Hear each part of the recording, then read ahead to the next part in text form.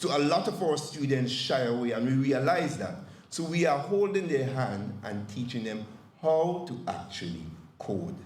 I take a personal interest in this. And the competition is a byproduct, because that is what our Vincentian community is. This program was really collaborated with, and I want to mention Miss Juanita King initially last year. Please, the head of science department in curriculum, please stand so everybody can see. And now we are now supported with Miss Betty Austin from the curriculum, who have a unique interest in information technology as well.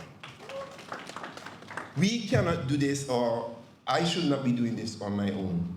It's a Herculean task, and I need the support of all the parties involved. And I want to also, even they are not here, the various schools for bringing their team on board. Even those that call and say our students are scared, they don't know what to do, or they don't want to get into this. I say it's all right. I will be coming personally, and I'll be showing that there's nothing to be scared about. So one of the ministry, and you heard Ms. Dyer mention it, goal is to implement this. Not just the coding, but the idea of problem solving, the idea of logical thinking, and the idea of creativity across all schools, including primary and secondary. In the application that the students are using, they literally have to work with each other to decide how this robotic unit, using the codes, get where it needs to be. And you see the drama that erupts when students getting confused with the left hand and the right hand, because that is the logic they need to understand on how to turn the device in the direction it should go. So we are hoping this year for another successful robotic program, as well with your support as we move forward. Last year, we had the opportunity, or we still have the opportunity, to bring or introduce fiber optics training here in St. Vincent and the Grenadines. This is in collaboration with the NTRC. The NTRC director, if you read his bio, is very versed in the area of telecommunication. And one of the things that you would have noticed, I don't know if you happen to notice from time to time, as you pass in on the main road, there is some vehicle standing or parked by some of those blue structures they see by the side of the road, and a guy behind it with an umbrella, and he seems to be welding. Those are fiber optics technicians. Now, I'm a little bit more fronted, so I pull over, and I ask what he's doing, and he was glad to explain, and I asked where he's from. Majority of the time, they are not from St. Vincent. So there is a shortage of this skill here in St. Vincent and the Grenadines. And not only to mention that, we are looking to bring that here to St. Vincent through the NTRC in a collaborative effort for our young and aspiration technicians. We want to also work with the TechVoc in getting this involved. This became evident during Hurricane Beryl, where one time all our technicians went to the Grenadines to help with the recovery, and then the internet up here breaking down. So they come back up, and then the internet down, they breaking down. So we could not get a good balance to get the work done and for everybody to work comfortably. So we are hoping to launch this program in the upcoming, as soon as possible, once we get the little, bureaucracies out of the way, so that persons can be involved in such training. TechVoc, and we are hoping to work closely with the TechVoc so that students could get internationally recognized certificate.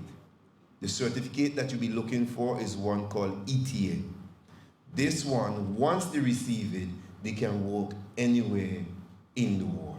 And we're hoping to have this here with support of other technicians locally and regionally coming to execute this training. Staff, students, guests, what we are looking to do here is to become that organization that integrate well with all other organizations to push training, to support development, and bring new courses to the show of St. Vincent and the Grenadines that benefit our countrymen. Today, students have outpaced the teachers. They have Netflix to watch, so they ain't gonna sit down and write that SBA for you. They ain't gonna sit down and write that paragraph for you. They're not gonna do that. The reason why I'm saying this, and I wanna leave this with you. Last year, we had, let me see how of those who know ChatGPT. Of course. There's another one behind that is known as Gemini. Anybody familiar with that one? Not so many. Okay, good. And I'm glad the students are here. Last year, we had the privilege of having a person employed with us.